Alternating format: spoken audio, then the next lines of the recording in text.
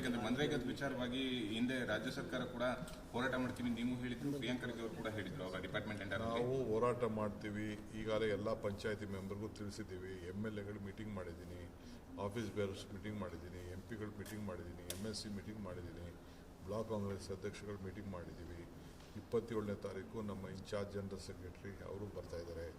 General secretary organisation ಕೂಡ ಬರೋಂಥ ಎಲ್ಲ ಸೂಚನೆಗಳು ನಮ್ಗೆ ತಿಳಿಸಿದ್ದಾರೆ. ಸೊ ಈಗೂ ಕೂಡ ನಾನು ಮೀಟಿಂಗ್ನ ಮುಗಿಸಿ ಈಚೆ ಬರ್ತಾಯಿದ್ದೀನಿ. ಮೀಟಿಂಗ್ನ ಪಾರ್ಟಿಸಿಪೇಟ್ ಮಾಡಿದ್ದೀನಿ. ಎಲ್ಲ PCC ಪ್ರೆಸಿಡೆಂಟ್ಸ್ನು ಕರೆದಿದ್ದರು. ಈಗೂ ನಾನು ಮೀಟಿಂಗ್ನ ಪಾರ್ಟಿಸಿಪೇಟ್ ಮುಗಿಸ್ಬಿಟ್ಟು ಈಚೆ ಬರ್ತಾಯಿದ್ದೀನಿ.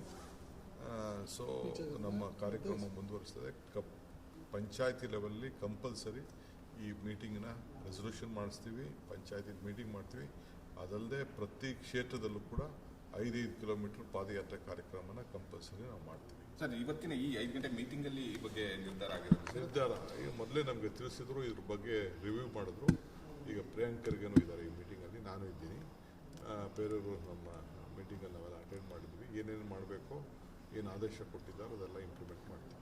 ಸರ್, DK ಶಿವಕುಮಾರ್ ಅವರು ಡೆಲ್ಲಿಯಲ್ಲಿ ಇದ್ದಾರೆ ಅಂತಂದ್ರೆ ಹೈಕಮಾಂಡ್ ಭೇಟಿ ಈ ರೀತಿಯಾಗಿ ಚರ್ಚೆ ರಾಜ್ಯದಲ್ಲಿ ಜಾಸ್ತಿ ಆಗ್ತಿದೆ ಸರ್. ಅವೆಲ್ಲ ರಾಜಕಾರಣಿಗಳು ಏನು ರಾಜಕಾರಣ ಮಾಡಬೇಕು, ಖಂಡಿತ ಎಲ್ಲ ರಾಜಕಾರಣಿಗಳು ಮಾಡೇ ಮಾಡ್ತಾರೆ. ಇದರಲ್ಲೇನು ತಪ್ಪೇನಿಲ್ಲ. ಯಾರು ಭೇಟಿ ಮಾಡಬೇಕು, ನಮ್ಗೆ ಯಾರ್ಯಾರಿಗೆ ಅನುಕೂಲಕ್ಕೆ ನಮ್ಮನ್ನ ಭೇಟಿ ಮಾಡಬೇಕು ನಾವು ಕೇಳಿರ್ತೀವಿ, ನಾವು ಮಾಡ್ತೀವಿ.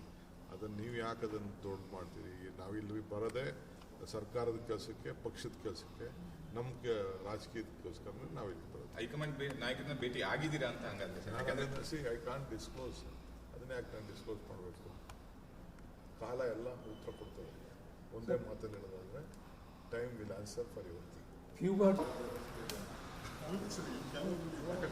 देखना नीचे गिर मत जाना भाई.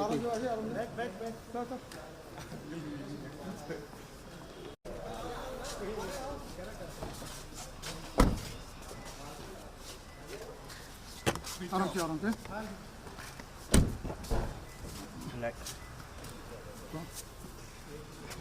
पीछे करो यार. कोई नहीं, कोई दोस्ती पक्की है.